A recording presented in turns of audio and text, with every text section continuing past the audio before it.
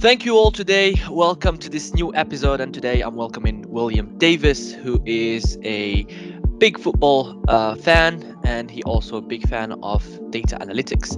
So he will show us all the cool stuff that we can do with the data. William, maybe you want to introduce yourself. Yeah, thanks, Zach. Hi, everyone. So I'm Will Davis. I'm one of the solution engineers at Alteryx. I work alongside Zach. Had the pleasure of joining at the same time as him. So yeah, I'm a huge football fan and thought I'd take the opportunity to combine my two loves of data and football to create a workflow that's going to look at predicting some scores for you today. So really looking forward to taking you all through it. Cool, cool. So yeah, so I think we started together, right? At Alteryx, like something like 2 years and a half ago, right? Um, and yeah, since then, you started using Alteryx, of course, sometimes for business purposes and helping different companies solving issues and processes. But also, and just like me, I think as well, is to sometimes we use Alteryx for other type of data analytics problems on some things that we are maybe more passionate about. Some like football. In my case, I have played with the FIFA dataset, Nice. which was pretty cool. And the goal was for me to select the best players for my 11 team, Yeah. 11 team players. So yeah, I play with the data as well. So do you play with other data sets, or this one really was the I would say first one where you built your own workflow? Yeah, it was probably the first one, but similar to yourself, I think like once you get familiar with Alteryx and being able to use data day to day, and you realize, and probably everybody knows that there's data in everything. So having a bit of time after work on the weekends, and you sort of maybe I do just want to explore that a little bit further. So yeah, all Cool. started with a bit on football, and then have looked to explore other areas of day to day life. Sure, sure, perfect. Well, I invite you to share with us your workflow, and I'll just go and take some questions. All right? Just get my Perfect. camera off, and I'll let you show your workflow. Awesome. I'll share my screen with you, and Zach, if you can just confirm when you. Perfectly. Lovely. So one of the things, and what I'll quickly do is just move this out the way. So we've got those available. Cool. So as Zach said, big football fan, and I actually support a team called Reading, who, for those of you and many of you who won't know, they play in the EFL Championship, which is the league below the Premier League here in Yeah. England. So what I really And wanted to, oh, also go the ahead. cool thing, yeah, and just one thing that I want to mention is that one of the cool things that you can do with Alteryx is that, of course, you can take any data set. I have found recently an API about sports events, so that actually you can use literally any data set, whether it's like Champions League, EFL, Barclays League, really any type of data set.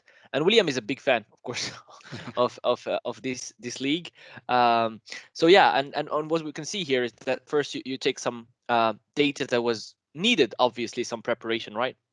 Yeah, exactly. And the idea of this really is that, as you say, if you're a fan of any division, essentially the framework and the workflow here will apply across any data set. What I've built it is by no means the most comprehensive as we'll go through. So it'll be really good.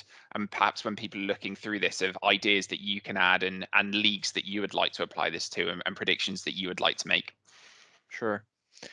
All right, so let's see the first steps. Of course, for those of you who do not know what is Alteryx, it's a sort of service analytics platform that allows literally anyone who works with the data or wants to work with the data to build simple workflows in order to transform the data, find some like really cool insights and develop their reporting without really no code or really low code type of platform.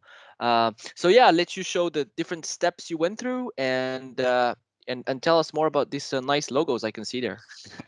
Perfect. So I guess that the end goal of this was to be able to create a prediction for all of the Reading's remaining games in the season, predict what the final table standings would be, where Reading would finish, and also who would finish in the playoffs. And I'll go into a bit more detail on each of those.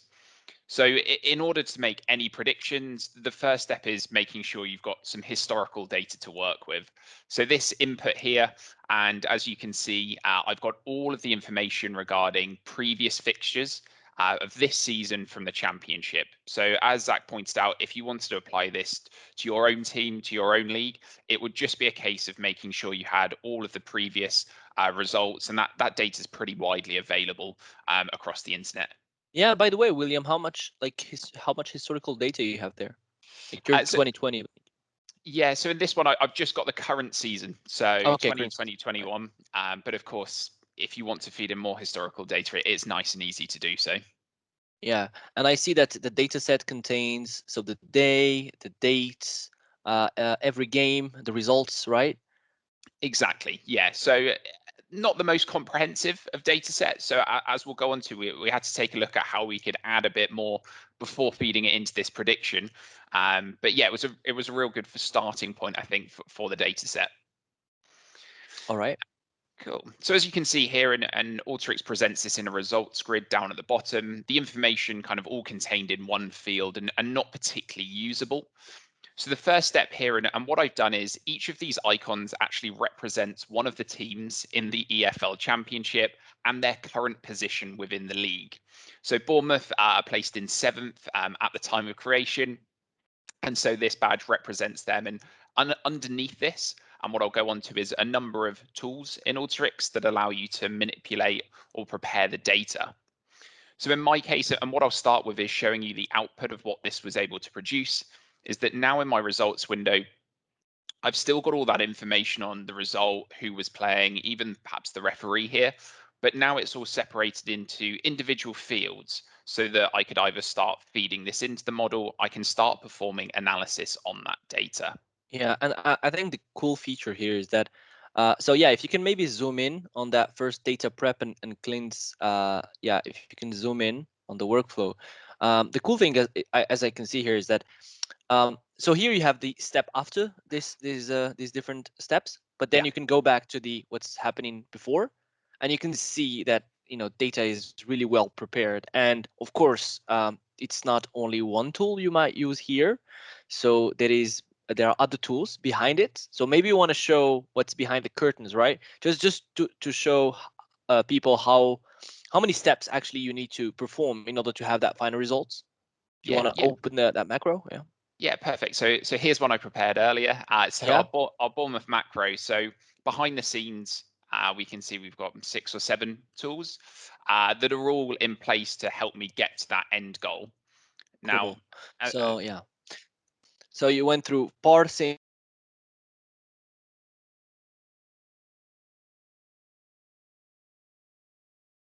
you may have cut out here, Zach. column, and from there, yeah, yeah. Okay. Very Yeah. cool.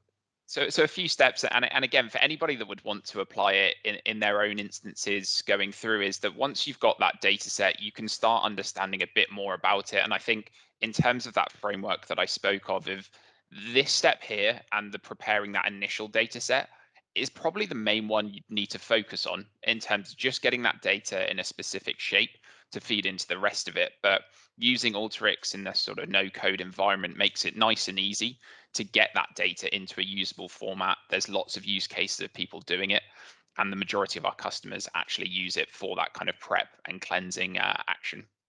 Yeah. One thing people sometimes think that data science is really only about building fancy algorithms and trying different algorithms and then seeing the accuracy and yeah, and then selecting the best one, and that's it, and it's kind of like magical thinking. But at the end of the day, it really also boils down to how did you prepare the data. And sometimes data scientists would spend a lot of time doing data prep and data feature engineering, which is not, I would say, really interesting for them, as they would like to explore different algorithms. And here you can see that you can actually automate all these steps, so that you can focus on the real deal, which is the algorithms and the models. Exactly, and you and I both know, and having sat down and worked with many of these people, that this is the bit that takes the time. As you say, this is the bit they don't enjoy. So being able to automate that really frees them up for the cool and interesting parts that we'll come on to. Yeah, definitely. All Perfect. right, so data prep and cleaned. Then we go to, yeah, what we call feature engineering. Maybe you want to explain a little bit what it is and how you do it. Yeah, so feature engineering is all about creating new features or new parts of the data set based on the raw data that you have access to and perhaps your domain knowledge. So in my case, my knowledge of football and what might be an important variable to feed into a model. So again, here we've got sixth place Reading and the team that I support as the place to do this. So if I now move to the output of this and what's being created behind the scenes, so now for every record, so for every fixture, I've now got information on their form. So this is taking into what were their results in the last 5 fixtures. So this can be a scale of 0 to 15, 3 points for a win, 1 for a draw, none for a loss. So again, if they're in form, there's probably a good chance that they're going to win the next game. We also start to get it. Oh, go ahead, Zach. Yeah, it's just I was wondering, like, what are the new columns you have created here? Yeah, so we've got form, we've got total points, so it accumulated Mm. across the season. PPG stands for points per game, so what are they averaging throughout the season? We've then also got goals per game and the number of goals conceded per game. Okay, so let's say, for example, based on the data I see here, let's say I want to know, maybe you can use a sort directly on the results window on the goals page A. So the highest goal page A. So if you want to maybe Yeah, sort it out there, I'm just curious. I want to know what's perfect. the team who's scoring. Okay, so what team is that? Is it We've got Black. Blackburn? Yeah, Okay, cool. All right. yeah. So So you can see as well that you can interact with the data directly without adding any tools. That's cool. exactly. Yeah, it's a really nice way of sort of understanding more about your data without actually having to configure, having to build. It can start giving you insights as you go through. So that interactive Mm. results window is really helpful. And whenever I'm building anything, spend a lot of time in there. Cool. So once I'd created some of these new features to start adding in, um, the next part, and as we go on to, to the Barnsley element, was to blend in some different data sources. Again, we know in most use cases, it's rare that you're just going to have one data source. So what I've done is blended in a new data source, which is focused on expected goals or XG, which for anybody that follows football is quite a new or newish metric, but is talked about a lot in terms of the expected goals from a game, and is a good indicator of a team's performance without taking into account the result. And what we've also looked to do is to split the data based on all of the historical games, so those ones we've got results for, and those future fixtures that we ultimately want to go and produce. So here you can see I've got two outputs, the R standing for results. So I can see here that I've got now a games played and that position has been played. But on Hmm. top of that, we've then got these new features. So here we've got that XG, so the expected goals for that team, the expected goals against, the net XG, so the difference between the two, and what their expected points would have been if it was just XG taken into account. So a few different variables to take into account. But again, always that we're just building in new features and preparing before we get to the modeling stage. Okay. And at what time do you think that, okay, now I do have enough features that I can feed in the models? It's a really good question, and I don't think there's sort of a definitive. You need this many features to start modeling. Hmm. When I built this in particular, the speed of kind of iteration and building models in Alteryx means that I was in the first instance, I built a model without any of the XG. Just on those new features that were created after that Reading macro, to start seeing what the results looked like. Again, my model wasn't particularly accurate. So at that stage, I went, well, actually, maybe I need to find some new features, some new elements to add in so that I can get my model more accurate. So I would say that if you're using Alteryx and you have the power of that speed to kind of create and test, that then Hmm. start out, build that framework, and you can always add to it. It's nice and easy to go through that way. Yeah, and what I find interesting as well is just what you said is that the power of a model or the accuracy of a model really depends as well on the quality of the feature engineering step that has been done before. And this is um, really a step that requires the prep and blending type of operations. And the cool thing with Alteryx is you do them step by step, and you can actually come back to any step, and it's so clear. So it's not based on code, so you don't need to go to a notebook and see the comments. You do just have the steps, and you can automate, which to me it's really analytic process automation. At the end of the day, it's really you're processing some data and you're automating it while analyzing the data. That's nice. Yeah. All right, so you went to building the assisted modeling, and I would like to spend a little bit more time on this. Maybe if you can introduce the assisted modeling and what it consists of, and maybe showing it, I think that would be cool. Yeah, definitely. So once the data is ready and to feed into the model, and for kind of anybody thinking, oh, this is the part where I need to be a data scientist, I need to understand more. You definitely don't. I don't come from a data science background. When I joined Alteryx 2 years ago, I never built a model. I hardly ever used them or seen them in action. So everything that I've learned is been using Alteryx and the introduction of the intelligence suite and assisted modeling last year, incredibly helpful for myself.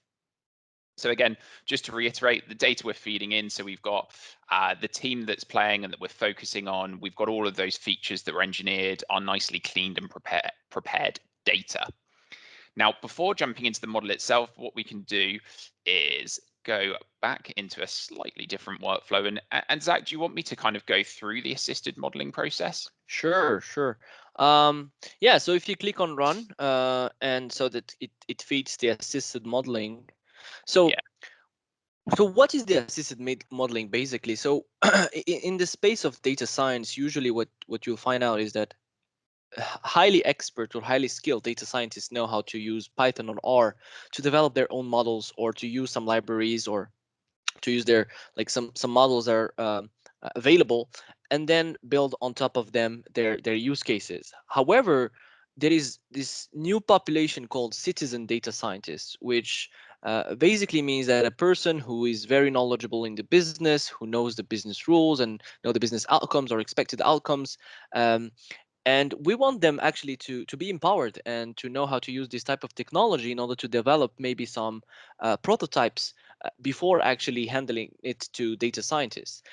So if you click on the assisted modeling, the blue, there, and you click on start assisted modeling, the cool thing is that for someone who actually never built his own model but understands really what they want to have as an outcome, and they know what target they're trying to predict, you see that they have every step there. So this first step, selecting the target. Second step, the automation level, whether you want to go through the different steps or you want Alteryx to handle it all out, or and then setting the data types, cleaning the missing values, selecting the right features, and selecting the algorithms. Which is cool is that it gives you a method. There is a methodology behind developing your own model. So if you click on start building, you know that you're going through the first step, which is selecting the available target, and in our case it's results. And you see that here it's a classification, and the cool thing is that if you don't know what is a classification or regression, you have their examples and you have a definition of what is a classification. In our case, we want to identify the results, so the ranking. And so this is more like a classification problem, right? So here you go to next, and we're satisfied with that. We can click on continue, and you have two steps. Whether, as I said, we want to go here step by step, and we're clicking on next. And from there, of course, one of the pains sometimes is that sometimes you have dates, or you have numerical values or categorical values, IDs, Boolean values, etc. And here Alteryx actually automatically sets up the right data types, or recommends some data types, and it's always up to you to choose whether you want to keep this data type or not. And also, a nice feature is that at the right hand side you have the glossary, so which means that if you click on glossary, you do have a definition of what is an ID, a categorical variable, numerical variable, etc., etc. And this is really nice because, again, we're trying to empower citizen data scientists to be able to create their own models. Does that look good to you in terms of data types, William? Yeah, perfect. So Yeah. as Zach said, you get this recommendation, which most of the time it is correct, but what you'll notice is that you'll get a probability across each of these. So it may be categorical is what it's saying, but a high likelihood for numeric. So I could change them if required. But in my case, Happy with each of these. The only one that I am going to change is our record ID. So it's picked it up as being numeric, but I'm going to shift that to be an ID. And you'll now notice that feature is going to be dropped because an ID doesn't provide any predictive power. Yeah. All right. So now we click on next. And from there, you will see that you will handle the missing values. So missing values can be as well painful because it's not about only spotting missing values. What do you do with them? If you have 90% of missing values, you want to maybe drop the variable. Or if you have maybe 20, 30, 40%, maybe you want to replace with the median or mode. Or so, all these different options are offered through Alteryx. But here, Alteryx says that the data set has no missing values, so we can go and click on the next step.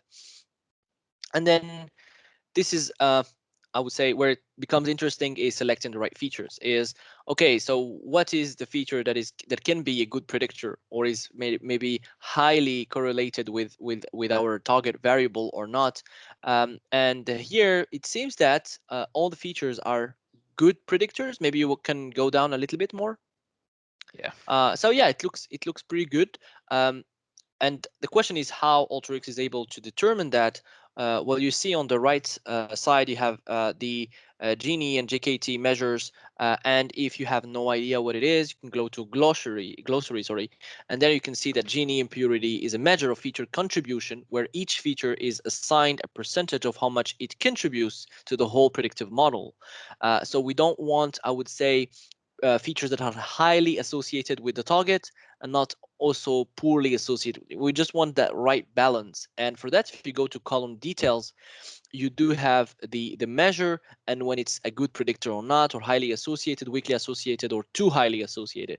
So you don't want to do the overfitting by choosing the perfect variable, like I don't know, eating too much junk food, you might have heart disease. So if, like for example, the level of junk food maybe could be very highly associated, so we maybe want to ditch that and select other features so you can predict it in another way, for example, right? Yeah, so we can click on next now. And yeah, now it comes to the selection of the different algorithms. And in this case, what I find always interesting, and I have discussed with data scientists as well, is that on the go you can try different algorithms, and it's perfect to prototype um, uh, very quickly different models.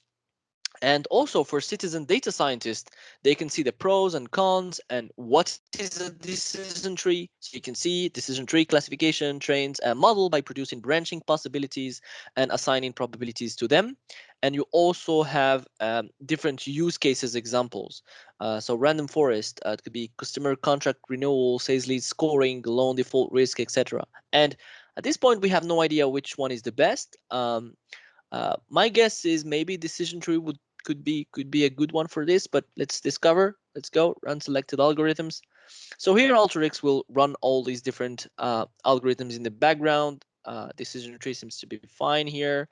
I mean, it's leading 40% accuracy, not the best, but it's going. Random forest, okay, and XGBoost. So the accuracy, as William said at the beginning, is not the best. However, you already have, I would say, a first step and you already have maybe in less than 10 minutes a 47.4% accuracy, but by also playing with three different algorithms. And feature engineering step could be maybe reworked or enhanced so you can have these results. So if you click on XGBoost there, um, yeah, and then you click on overview. So you see you have the confusion matrix where you can see the correct and incorrect variable. Then you have also, if you go to interpretation, you can see that the feature importance. So interestingly, it's very interesting to see, for example, home away, whether you play home or away, that could be a good indicator. Same thing for PPG, et cetera, et cetera. So it's really interesting actually to see these feature importance, and then you know that you need to go back actually to your features and optimize them. Yeah, I'm interested as well. If you click on the little three dots next to XGBoost, you can actually export the model to Python, or also you can export the HTML report. So everything that we see right now, you can actually export it to an HTML report and share it with other colleagues so they can see what you have done. But I'm interested in clicking on export model to Python so you can actually share these results as well with data scientists. And let's go and click on add models and continue to workflow. And you see that all these steps now are fully automated, and there will be included within Alteryx. Any comments, William? Yeah, so as I said at the start, and like for me, in going through that process was incredibly useful. You get those steps along the way, as we saw, even just feeding in all of those features, going through setting the data types took no longer than 5 minutes. So it meant that to go and iterate, to go and get that accuracy up, to feed in new features, isn't something that's cumbersome. It's not taking a lot of time, and ultimately, and for me, it's not just a case of I've got a model at the end, but it's actually something where I can go, I understand why I'm getting these results, what has the impact, and it may, like to the point of the citizen data scientist, it makes me feel like I'm that data scientist. I can go and build those predictions. Cool. And what if we click on the Python tool now? So, okay, I'm a citizen data scientist. I prototyped this in less than 10 minutes. I do have now a Python code that explains everything that I did. And if you go down a little bit there, you can have all the commands. You can share this with the data scientist. They can enhance it, change it, modify it. And this is great because it enables actually collaboration between business analysts and data scientists within a team. And of course, William, you packaged all this into one tool. So you create your own tool, and it's the Yeah, so this was the Swansea. So fourth place Swansea were the model team. So what that meant, and coming out of the output here, so we just get provided the model, which I then feed into so our Brentford and our third macro here, so third place macro.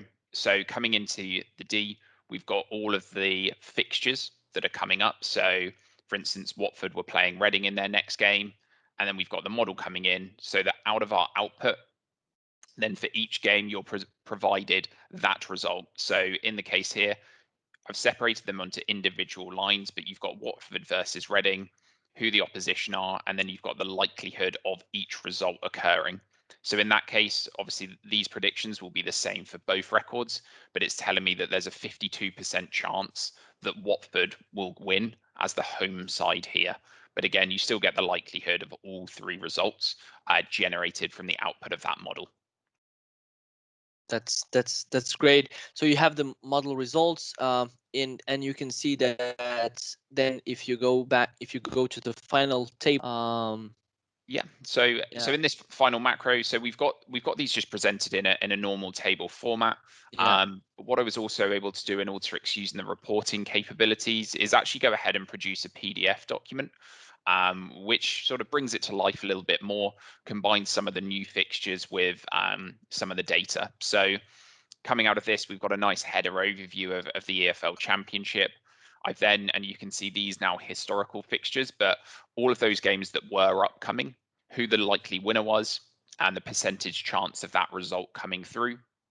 So for the next 12 fixtures that were happening in the EFL, and then down beneath that, you've then got the projected final table based on the predictions of all of the remaining 5 games that were occurring at that point. So for any So of the football, when are we going to know the final result actually to like in real life, I mean, so with the I championship? think it's May the 5th Okay. is the final day of the season. So one to keep an eye on.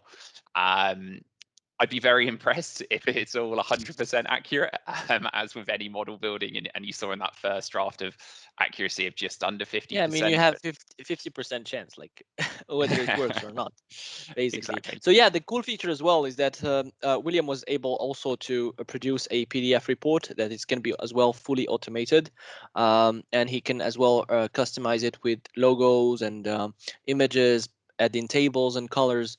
And this is also nice because you don't use another tool for that. You can use just Alteryx, and you can produce your own dashboards. And this is pretty nice as a feature as well. Yeah, yeah, really nice. Cool. So, well, thank you, William, for showing all of these cool features in Alteryx. And I am sure that this is not the only workflow. I mean, regarding sports, right? I remember last year. I mean, if you can stop sharing the screen if you want. But I remember last year we had um, that prediction about rugby.